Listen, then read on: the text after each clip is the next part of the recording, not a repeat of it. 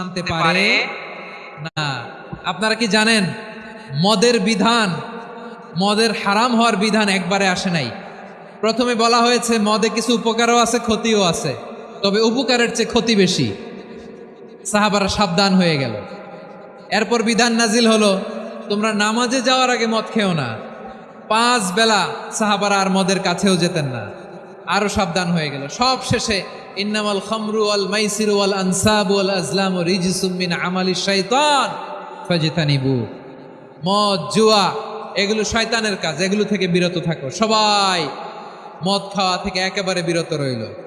মদের মটকা হাড়ি ভেঙে সবাই মদিনার রাস্তায় ঢেলে দিল। মদের পানিতে পুরো মদিনার অলি গলি সয়লাভ হয়ে গেল। বলেন সুবহানাল্লাহ। তাহলে মদ কি একবারে হারাম হয়েছে? প্রিয় সিলেট আওয়াজ করে বলেন, মদের বিধান, হারাম হওয়ার বিধান, এটা কি একবারে হয়েছে?